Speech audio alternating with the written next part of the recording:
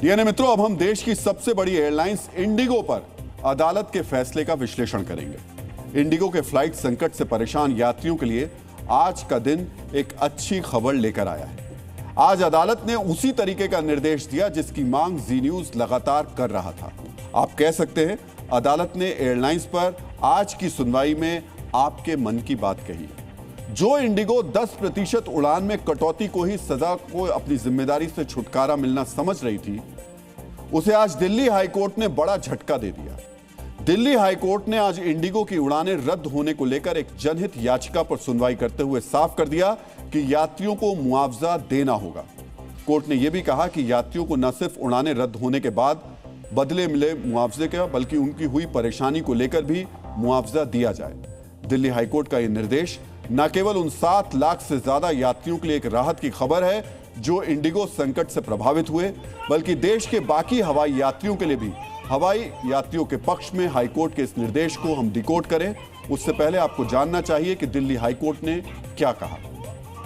Delhi high court ने Indigo, सरकार और डीजीसीए से सुनिश्चित करने को कहा कि एयरपोर्ट पर फंसे यात्रियों को उचित मुआवजा मिले। कोर्ट ने इंडिगो से कहा कि यात्रियों को सिर्फ उड़ानें रद्द होने के लिए ही मुआवजा न दिया जाए, बल्कि लोगों को हुई दिक्कतों के लिए भी मुआवजा दिया जाए। यानी लोगों को जो परेशानी झेलनी पड़ी उसके बदले भी मुआवजा मिले। कोर्ट ने इंडिगो, सरकार और डीजीसीए को जवाब दाखिल करने में अगली सुनवाई 22 जनवरी को होगी। डीएनए मित्रों, कोर्ट ने यात्रियों की परेशानी के बदले दिए जाने वाले मुआवजे की रकम का जिक्र नहीं किया है, लेकिन यह निर्देश हवाई यात्रियों के लिए बेहद जरूरी है। इससे न केवल यात्रियों की परेशानी पर मरहम लगेगा, बल्कि इंडिगो को भी सबक मिलेगा कि वो इस तरह हजारों फ्लाइट्स रद्द करके बच नहीं सकती। आगे इस तरीके की अचानक उड़ान रद्द करने से पहले वो 1000 बार सोचेगी कि उसे रिफंड करने के अलावा यात्रियों की परेशानी के लिए भी मुआवजा चुकाना होगा। इंडिगो के सीईओ सिर्फ मंत्री के आगे हाथ जोड़कर बच नहीं पाएंगे, साथ ही ये देश की एयरलाइंस के लिए एक सबक भी है जो अपनी कमियों को ठीक करने के बदले यात्रियों को परेशानी में डालते हैं। आज की सुनवाई के दौरान हाईकोर्ट ने सरकार से भी कई सवाल पूछे और पूरे हालात को लेकर कई टिप्पणियां की। आपको उन सवालों के बारे में भी जानना चाहिए। हाईकोर्ट ने सरकार से पूछा कि आपने एयरपोर्ट पर फंसे लोगों की मदद के लिए क्या कदम उठाए। ऐसे हालात क्यों बने जिसकी वजह से लाखों यात्री हवाई अड्डों पर फंस गए। पायलट्स के कामकाज के घंटे की गाइडलाइंस को समय पर लागू क्यों नहीं किया गया।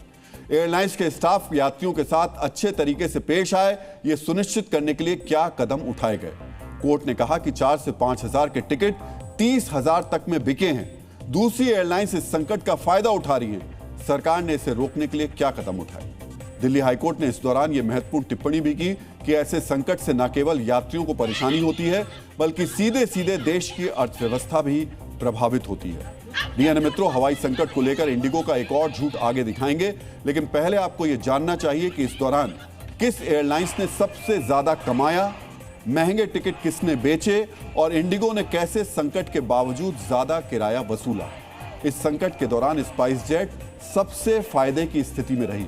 इसका कारण यह है कि इंडिगो के खाली रूट में स्पाइस जेट ने 100 अतिरिक्त उड़ानों की घोषणा कर दी। कई रूट पर तो स्पाइस जेट इकलौती एयरलाइंस बन गई। आज भले ही स्पाइस जेट का शेयर गिरा हो, लेकिन संकट के समय स्पाइस जेट के शेयर में 19% तक की तेजी आई। डीएनए मित्रों, आज दिल्ली हाईकोर्ट ने अपनी टिप्पणी में यह भी कहा कि घरेलू रूट पर 30,000 तक के टिकट बिके हैं, लेकिन सच्चाई यह है कि लोगों ने 1 लाख रुपए देकर भी टिकट खरीदा है। जब यह संकट अपने चरम पर था तो दिल्ली बेंगलुरु रूट पर एयर इंडिया के टिकट का दाम 1,02,000 रुपए तक पहुंच गया। वहीं दूसरे नंबर पर स्पाइस जेट रही, जिसने कोलकाता मुंबई रूट के टिकट का दाम 90,282 रुपए तक पहुंचा दिया। तीसरे नंबर पर एयर इंडिया के मुंबई भुवनेश्वर रूट का टिकट था जो 84,485 रुपए था। यह वसूली सरकार की तरफ से प्राइस लिमिट लगाने तक चलती रही।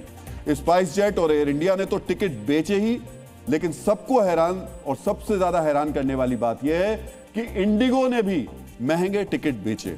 सोचिए, जिसने लोगों को परेशान किया,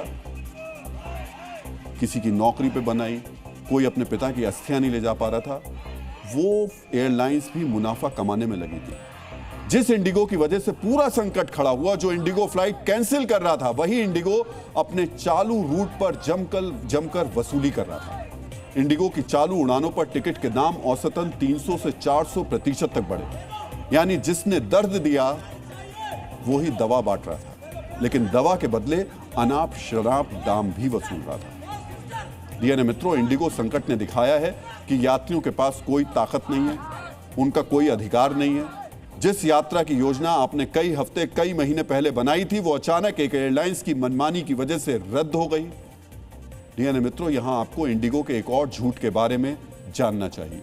इंडिगो ने खुद सरकार को बताया था कि पायलट्स के लिए आराम के नए नियम लागू होने की वजह से 3% ज्यादा पायलट की जरूरत होगी, लेकिन मार्च से दिसंबर के बीच इंडिगो ने पायलट्स की संख्या में बढ़ोतरी के बदले 7% की कमी कर दी। मार्च में इंडिगो के पास 5,463 पायलट्स थे, जो दिसंबर आते आते घटकर 5,085 रह गए। सोचिए, कहां तो पायलट्स की संख्या बढ़ानी थी, लेकिन इंडिगो ने बढ़ाने के बदले घटा दी और इस बीच विंटर शेड्यूल में अपनी उड़ानों की संख्या 6% बढ़ा ली। डीएनए मित्रों, ऐसा नहीं है कि जिस हवाई संकट का सामना भारत ने किया है वैसा यूरोप और अमेरिका में नहीं आया है। 2017 में यूरोप की सबसे बड़ी low cost airlines Ryan air एक बड़े संकट से गुजरी।